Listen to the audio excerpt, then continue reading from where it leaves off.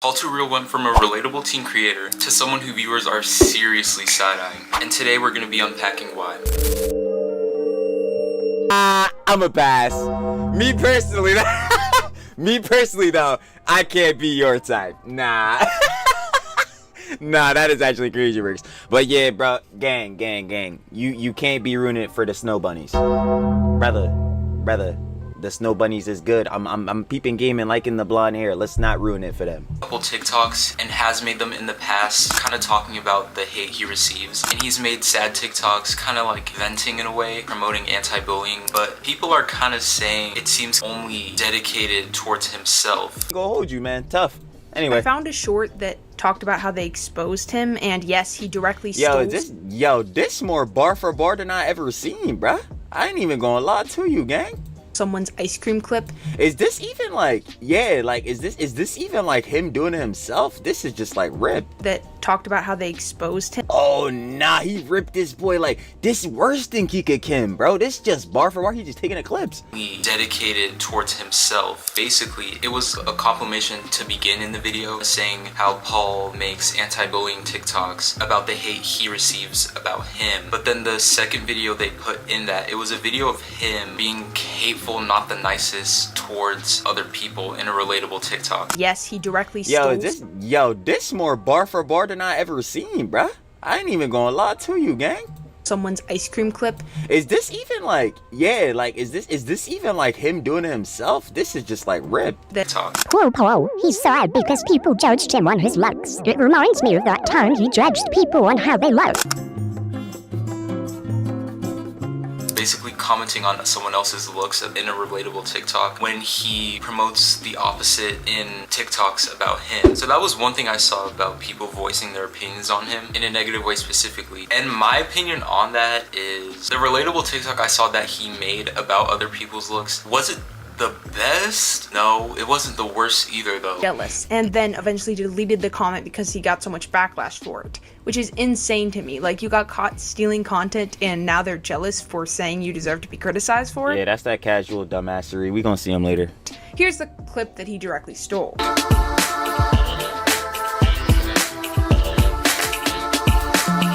As you can see, he's directly stealing the clip they made, making it look like it's his, and of course giving no credit. And usually he just steals captions. Here's an example of him stealing captions. Welcome back, you guys, and today we've got to talk about Paultooreal, because something weird is happening again.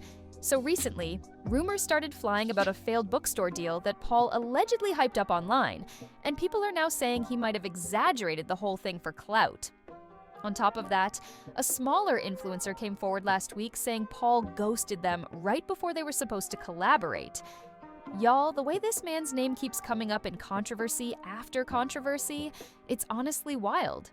Now, for those of you who don't live on TikTok, Paultooreal is this creator who blew up by posting super short, vague little skits and emotional captions that people either love or totally cringe at. But underneath all that viral energy, there's a side of Paul that a lot of people are starting to question, and rightfully so. He's been accused of everything from copying content, manipulating followers into donating money, making girls uncomfortable with his spammy comments, and now, allegedly pretending he had a publishing deal just to flex. What makes it worse is that his whole brand is wrapped in this preachy, moral, high ground type vibe. Like, he'll drop videos about how a relationship without faith is just lust, but then turn around and post back-to-back thirst content about how many girls are trying to talk to him. And the internet has started to notice how off that is. So today, we're going to dive deep into how Paultooreal got here, from being praised as a relatable teen icon to facing serious backlash for being what many people are now calling a total hypocrite. We're breaking down the content theft, the donation drama, the fanbase chaos, and yes, the uncomfortable moments with younger creators that have people raising eyebrows. Because at this point, it's not just about a few questionable captions. It's about the pattern. And if you've been wondering why his name keeps popping up with the word exposed next to it, well, let's get into it. So, let's rewind a bit. Before the drama, before the copy-paste scandals, Paultooreal was actually kind of everywhere. Like, it was hard to scroll through TikTok without seeing his face pop up, usually with some overly dramatic caption like, "She says we aren't in love, but someone wrote our initials in the sky." Stuff like that. And honestly, that content was viral gold. Whether you found it emotional or just eye-roll worthy, it worked. He blew up fast. Like, we're talking millions of followers, fan edits, who's Paul crushing on today videos, and entire comment sections just simping over him. His posts weren't complicated. Most were just him sitting in a hoodie, staring at the camera, while some relatable, mysterious caption floated above his head. Simple, rinse, repeat, and boom. Mass engagement. But what really locked people in was his vibe. He leaned hard into this wholesome, almost soft boy energy. Christian references, emotional vulnerability, be kind mantras, all while keeping things a little flirty, a little moody. And that mix, it really resonated with a younger crowd, especially tweens and early teens who were looking for that comforting online older brother energy. It didn't take long before Paul wasn't just some guy on TikTok. He became an internet persona. You could spot his content instantly, and even people who didn't follow him knew his captions by heart. That's how widespread his format became. And for a while, it seemed like he could do no wrong. But that's the thing with internet fame. It builds fast and cracks even faster, because behind all the vague poetry and cute one-liners, people started noticing something was off. And once you start peeling back the curtain on how Paultooreal really operates, it gets messy, fast. And trust, what came next had the internet talking for all the wrong reasons. Alright, so here's where things started to get a little weird. Once Paultooreal had that massive following locked in, people began to pay closer attention to what he was actually saying. And it wasn't all positive. One of the first real eyebrow-raising moments came when he posted a now viral clip that said, "A relationship without Jesus is just lust." And just like that, the internet lit up. Because, yeah, that one sentence rubbed a lot of people the wrong way. It wasn't just bold, it came off super judgmental. People from all kinds of backgrounds, including non-Christians, interfaith couples, and even religious viewers were like, "Wait, what? Are you saying every relationship without Christianity is just based on physical attraction?" The backlash was instant, and the debate spread across Reddit, TikTok comments, and Twitter threads. But here's the kicker, this wasn't satire. Paul even clarified that whenever he does joke, he tags it clearly as satire. This wasn't one of those moments, he meant it. And it wasn't just a one-time thing either. He kept doubling down on this whole moral purity narrative, pushing posts about loyalty, faith, modesty, and more. And this might have worked if it wasn't for the fact that, at the same time, his content was turning more and more flirty. Like one day he'd post about not chasing worldly pleasures, and the next, he'd be making TikToks about which girl he was thinking about while showing off his notifications. It gave off serious double standard energy, and the internet started to notice. The contradictions kept piling up. One moment, he's preaching like an online pastor. The next, he's all about romantic tension, late-night vibes, and vague thirst traps. Viewers started asking, which version of Paul is the real one? And the thing is, once people start seeing cracks in your image, they start digging. And what they found next? Well, it would completely flip the script on Paul's golden boy reputation. So now that people were starting to see through the perfect Paul filter, things got real messy real fast, especially when content creators started speaking out. And this is where Paultooreal got hit with one of the biggest blows to his credibility, straight up stealing content. We're not talking about being inspired by or using a trending sound. We're talking full-on, copy-paste, pass it off as your own level stuff. One of the most viral examples? An ice cream clip? Yeah, Paul literally took a video someone else filmed. Same angle, same shot, slapped it into his own feed like he made it himself, and didn't credit the original at all. And here's where it gets worse. When the original creator called him out in the comments, Paul responded with, "Sounds like someone's jealous." Jealous. You got caught copy-pasting someone else's content, and your first response is shade?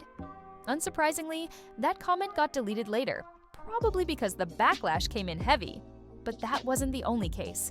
He's also been accused of lifting captions, word for word, from other users. Stuff like bibbity boppity boo showing up across different creators' timelines, and then Paul using the exact same phrasing a few days later. Coincidence? Maybe once. but over and over? Not likely.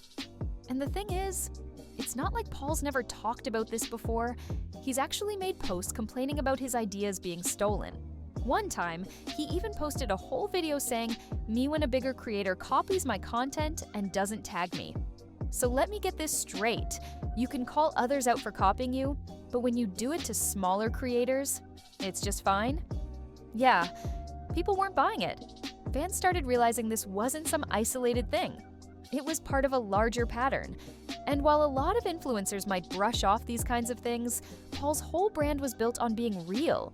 So once that authenticity got questioned, it hit way harder. But trust, it only got more uncomfortable from there. Because the next part, that's where people really started to question his behavior. Alright, so let's talk about the part that really made a lot of people start giving Paul the side eye, his weirdly over-friendly behavior with female creators. And no, we're not talking about 1 or 2 comments. We're talking spam-level energy across multiple TikTok pages, especially on content made by young women. So picture this. A girl posts a regular video, maybe something about her outfit, or just a random dance trend, and suddenly, Paultooreal is all up in the comments section with things like, "Hi, you're beautiful, love your dress," and "I'm here if you want to try something new."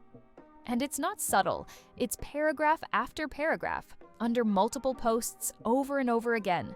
One creator even shared her biggest flex as having an entire thread of Paul's comments under her videos. Some people were into it, but others, especially viewers outside his fan bubble, found it flat out uncomfortable. Like, bro, why are you acting like a chatbot in someone's comment section? And here's where things got really off. There's a clip of Paul going live with a group of girls, including a young creator named Emery, where someone asked him to change his LED lights to red or blue depending on whether he liked her. And he did, right there on the live stream. Meanwhile, Emery looked super uncomfortable, trying to laugh it off and change the subject. Now, to be clear, there's no solid proof of anything beyond awkwardness here. No accusations of anything illegal. But the pattern of behavior, it's sketchy. Especially considering Paul has also posted about how much attention he gets from girls, like flexing on how many are texting him or snapping him at once. The double standard is what really gets people. He once called Piper Rockwell a bop, which is a word we're not even going to unpack here, but let's just say it's inappropriate to say about a teenager. Meanwhile, he's out here chasing internet validation from girls left and right. And that's when fans really started asking, why is someone who preaches about purity and faith constantly caught up in these overly flirty moments? It's giving mixed messages, and honestly, it's not a good look. And unfortunately, the red flags didn't stop there, because next, we've got to talk about the money. So, while people were still trying to wrap their heads around the flirt comments and weird behavior, Paultooreal dropped a video that took the internet in a completely different direction. And honestly, it left a lot of people feeling uneasy. In that video, Paul claimed he only got socks for Christmas. Yep, socks. No presents, no celebrations. Just a subtle suggestion that things were tough financially. And because his audience is made up of a lot of younger fans who genuinely care about him, they reacted fast. Tons of people started flooding the comments asking how to help. Some sent money. Others reposted his content to support him during hard times. It was emotional. It felt real. But here's the problem. The timeline didn't add up, because not long before that video, Paul had posted clips of himself riding around in a Tesla. He was showing off pricey computers, new gear, and just in general, living comfortably. And even if you didn't catch those clips, just being a viral TikToker who posts constantly, that alone brings in serious ad revenue and sponsorships. So why the sudden story of hardship? Critics called it out immediately. The word manipulation started popping up. Was he guilt-tripping his fans for donations? Was this all just emotional bait to boost engagement and income? Now, to be fair, he never directly asked for money. But when you have a young, impressionable fan base, implying that you're struggling can work just as powerfully, especially when fans look up to you like some kind of online big brother or even a crush. And to make matters worse, Paul didn't really address the contradictions. He didn't clarify whether the socks for Christmas video was a joke, a misunderstanding, or even part of a trend. He just moved on, like nothing ever happened. But by then, the internet had receipts. People were connecting dots. And suddenly the trust his audience had for him, it didn't feel so strong anymore. And just when you thought the drama might cool off, that's when the bookstore rumors hit. And they hit hard. So just when things seemed like they couldn't get any more performative, Paultooreal apparently leveled up the illusion. Out of nowhere, he started hyping up a supposed bookstore deal. Yup, we're talking about actual physical stores allegedly carrying his book, and fans were all over it. People were congratulating him, reposting it, and calling it his biggest career move yet. But here's the thing, no one could find the book anywhere. There were no confirmed listings, no pre-orders, no bookstore posts, nothing. And then suddenly, silence. Paul stopped talking about it altogether. Fans started asking questions like, when's the release date? And what's the title? And those comments? Yeah, they were getting deleted. It didn't take long before TikTok detectives jumped in. Some creators even went so far as to call the whole thing fake promo, saying he may have exaggerated or completely made up the deal just to boost engagement and make it look like he had big things happening. And honestly, that's what made this moment different. This wasn't just a questionable caption or a copied video. If true, it showed a clear pattern of building hype around things that may not even exist. And once fans start feeling played, that's when things start spiraling. The internet doesn't like being misled, especially when people are emotionally invested.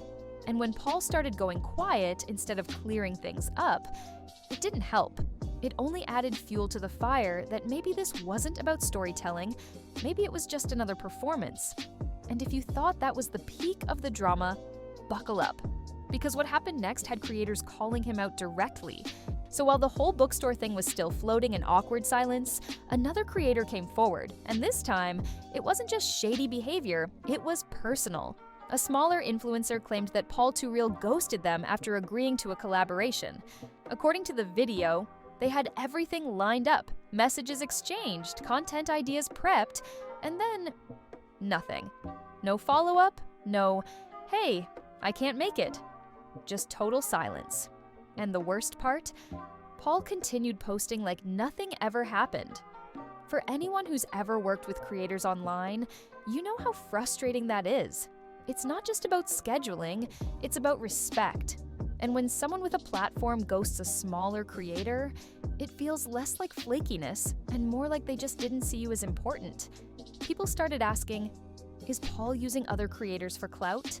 Was he just trying to look supportive until it no longer benefited him? This wasn't the first time something like this had come up. Others started sharing similar stories in the comments, DMs that went unanswered, vague promises of collabs that never materialized, even shoutouts he apparently offered and then never posted. It's the kind of thing that might slide under the radar if it happened once. But now, with so many examples stacking up, it started to look like a pattern. One where Paultooreal's entire online persona, friendly, supportive, faith-filled, was being used more as a marketing tool than an actual reflection of how he treats people. And once again, there was no real response from him. No clarification, no apology, just more TikToks, more vague captions, and more people quietly backing away. But the real turning point? It wasn't just about content theft or ghosting, it was about how he saw himself and how that inflated self-image started rubbing everyone the wrong way. At some point, Paultooreal stopped acting like a TikToker and started acting like a full-on celebrity.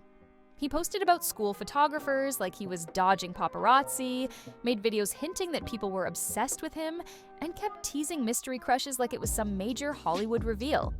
And honestly, people got tired of it. It felt out of touch, especially coming from someone whose content was mostly recycled captions and casual vibes. The ego just didn't match the output, and fans started dropping off, realizing they were being sold a fantasy way bigger than the actual content delivered. One thing that really amplified the backlash? His fan base. A huge chunk of Paul's followers are super young, like tween and early teen levels, and they do not take criticism well. Creators who called Paul out got flooded with hate, weird DMs, and even threats. Some had to private their videos just to escape the chaos. And while Paul never told his fans to do it, he never stepped in either. He let it happen.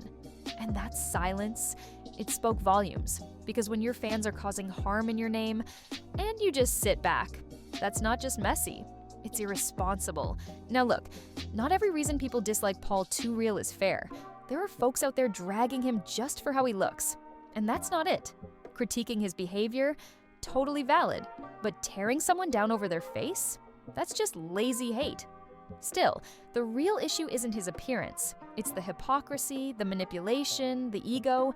Even some of his biggest critics admit he's not evil, he's just reckless with his influence. And when your whole brand is being real, that kind of contradiction hits harder than any troll ever could. So, at the end of the day, Paultooreal isn't the worst creator online, but he's made a lot of questionable choices.